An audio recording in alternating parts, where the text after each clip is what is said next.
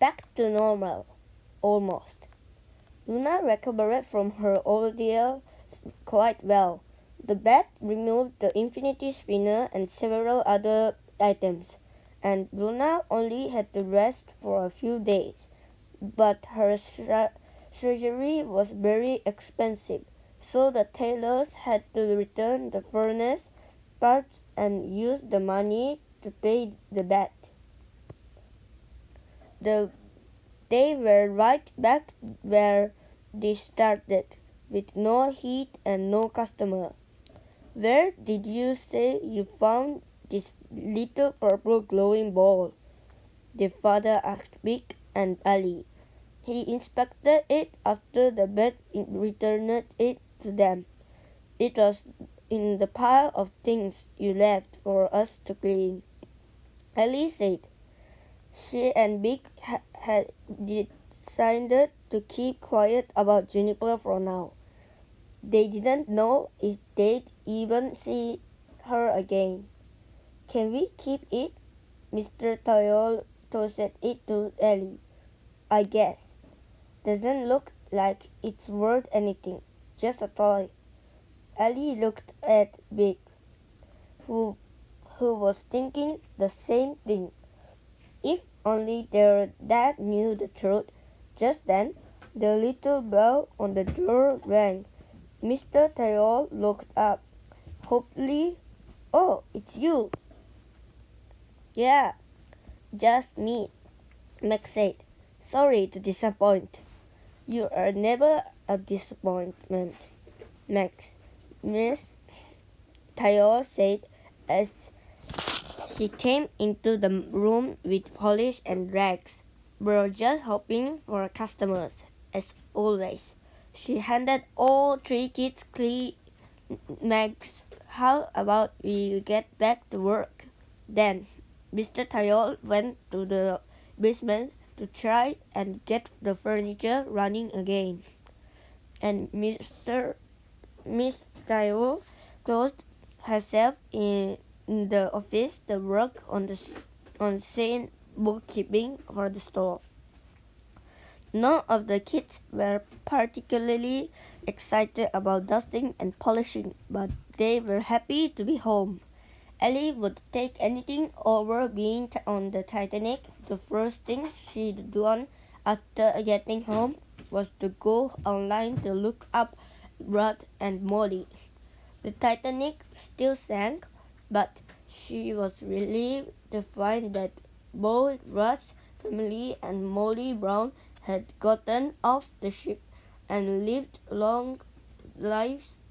So the official law, maybe Molly had believed them after all.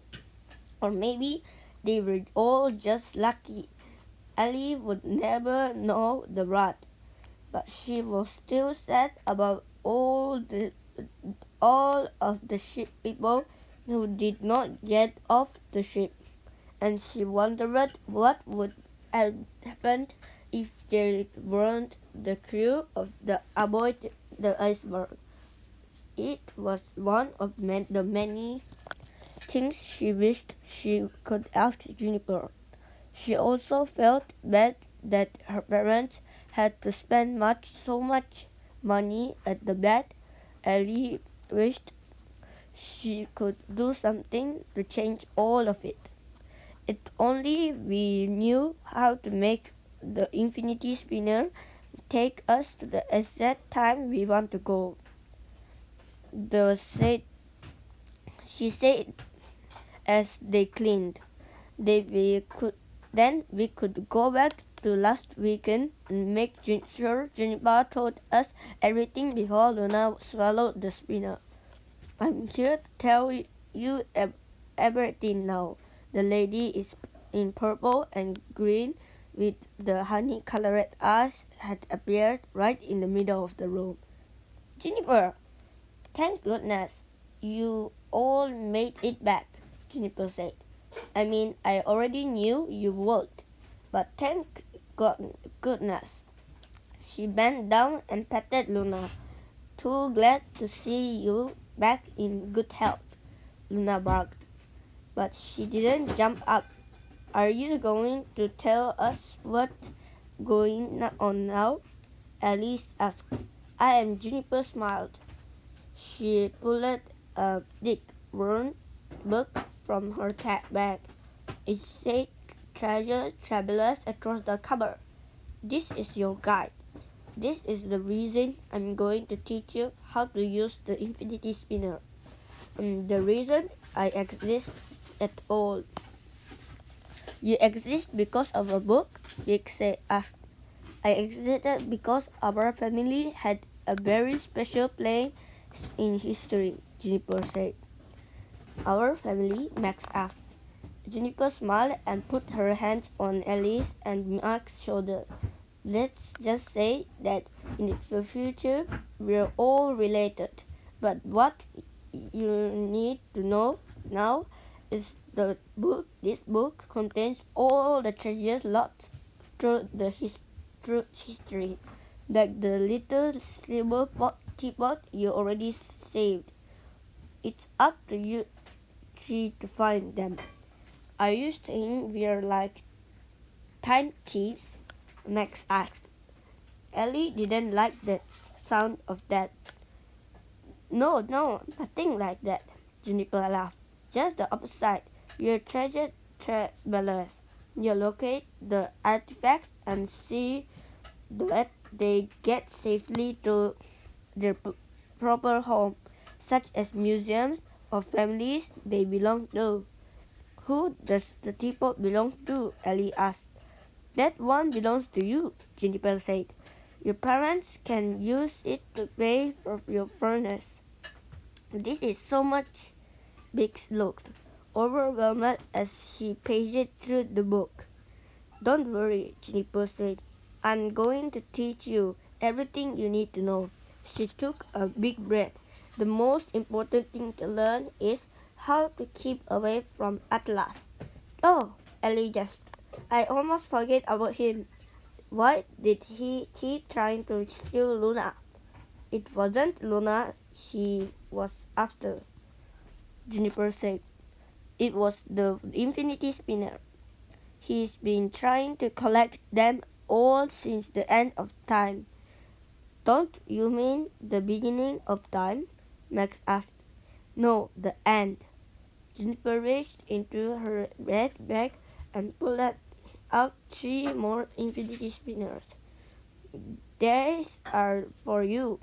Keep them safe. He wants them for himself, but he doesn't know what you're all capable of. What are we capable of? Ellie asked. Oh, you'll see, Juniper winked. We're just getting started. Who were Molly Brown and Rat Baker? During their Titanic adventure, Ellie, Beck, and Max meet Molly Brown, a wealthy woman who is more worried about her missing dog than the kids. Warnings that the ship could sink. Molly Brown was in fact a real person who helped other passengers board lifeboats and urged the crew on her own lifeboat to keep rescuing people as the ship sank.